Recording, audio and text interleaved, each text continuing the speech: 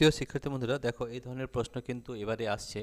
এই ধরনের প্রচুর প্রশ্ন কিন্তু এবার থেকে মাধ্যমিক পরীক্ষায় আসছে। তো এই ধরনের প্রশ্নগুলো কীভাবে সলিউশন করতে হয় সেটা আমরা শিখিয়ে দিচ্ছি। তো এই ধরনের সমস্যাগুলো যদি করতে হয় তাহলে সবথেকে প্রথমে আইইপিসি নেম জানতে হবে, যে আইপিসি নেম কীভাবে লিখতে হয়, না তো কিন্তু এটা করতে পারবে না। এই ধরনের বহু প্রশ্ন আমাদের অ্যাপের মাধ্যমে দিয়েছি। তোমরা আমাদের অ্যাপ ডাউনলোড করো এবং অ্যাপে আমাদের এখন মাধ্যমিক সিরিজ 1 চলছে, যে ফিজিক্যাল সায়েন্সের উপরে, সেখানে প্রচুর প্রশ্ন রয়েছে। এবং এই অ্যাপটি ডাউনলোড করলে তোমাদের দুটো সুবিধা হচ্ছে। ফার্স্ট হচ্ছে তোমাদের এই অ্যাপের মধ্যে সব ধরনের প্রশ্ন সমাধান করে দেওয়া আছে, ঠিক আছে, যেখানে কোনো পয়সা লাগে না। এটা হচ্ছে ফ্রি অফ কস্ট, এখানে কিন্তু কোনোটা লাগে না। দু নম্বর হচ্ছে আমাদের এই অ্যাপের মধ্যে হোয়াটসঅ্যাপ নাম্বার দেওয়া রয়েছে, হোয়াটসঅ্যাপ নাম্বার। তাহলে সেই হোয়াটসঅ্যাপ নাম্বারে যদি তোমাদের কোনো প্রশ্ন থাকে, যে কোনো ধরনের প্রশ্ন তোমরা পাঠিয়ে দাও, আমরা সেই প্রশ্নের ভিডিও করে আবার তোমাদের কাছে পাঠিয়ে দেবো, ঠিক আছে। তো দেখো এটা কীভাবে সমাধান করতে হয়, ঠিক আছে। সমাধান কি বলেছে প্রশ্নটা দেখো। এইগুলো জানতে হলে তোমাদের সবথেকে আগে আইপিসি নাম কিভাবে লিখতে হয়, কিভাবে করতে সেটা আগে জানতে হবে। C16HNO2 যৌগটি ফর্মিক অ্যাসিডের সমগণীয় হলে N এর মান কত? ফর্মিক অ্যাসিডের সূত্র আগে জানতে হবে। HCOH, এটা হচ্ছে ফর্মিক অ্যাসিডের সূত্র, ঠিক আছে। তাহলে এটা হচ্ছে আমাদের ফর্মিক অ্যাসিড, ঠিক আছে। এটা হচ্ছে আমাদের ফর্মিক অ্যাসিড,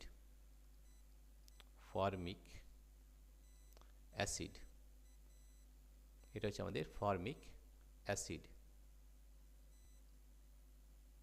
ঠিক আছে। এরপরে দেখো আমাদের যে অ্যাসিডের যে আমাদের সাধারণ সংকেত সেটা আগে জানতে হবে। অ্যাসিডের সাধারণ সংকেত এটা একটু লিখে নাও। অ্যাসিডের আইইউপিএসি অর্থাৎ international union of pure and applied chemistry, ঠিক আছে, আইইউপিএসি। অ্যাসিডের সাধারণ সংকেত কী হয়? অ্যাসিডের সাধারণ সংকেত এখান থেকে আমরা বার করব। সাধারণ, এটা কিন্তু না জানলে কিন্তু এটা করা যাবে না। সাধারণ সংকেত কি হয় সেটা আগে জানতে হবে। আমাদের অ্যাসিডের সাধারণ সংকেত হয় CnH2n প্লাস 1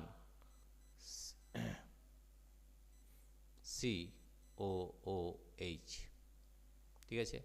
তো দেখো এখানে কত রয়েছে, আমাদের ফর্মুলাটা কি রয়েছে? C16 রয়েছে, C16HNO2 রয়েছে, ঠিক আছে। তাহলে C16HNO2 যৌগটি ফর্মিক অ্যাসিডের সমগণীয় হলে N এর মান কত? N এর মান বার করতে বলেছে, ঠিক আছে। তাহলে এইটার সঙ্গে এটা আমাদের কি করতে হবে? তুলনা করতে হবে। কিভাবে? দেখো এই যে C16 এটা কিভাবে লেখা যায়। তাহলে এই যে দেখো C15 করলাম, N এর জায়গায় করলাম 15, ঠিক আছে। H এর জায়গায় করব কত দেখো। তাহলে N এর জায়গায় যদি 15 হয় তাহলে 15 × 2 30 + 1 31, ঠিক আছে। আর COOH।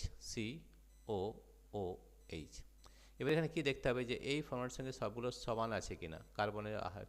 কার্বন কটা আছে? 15টা আর একটা 16টা, ঠিক। হাইড্রোজেন 31 + 1 2 32 হচ্ছে, ঠিক আছে। অক্সিজেন কত? দুটো রয়েছে, তার মানে আমাদের N সমান হয়ে যাবে, হাইড্রোজেন কটা রয়েছে দেখে নাও, এখানে 31 আর 1 32, অর্থাৎ হবে 32, N হবে 32। এটাই আমাদের উত্তর হবে। বুঝতে পেরেছ?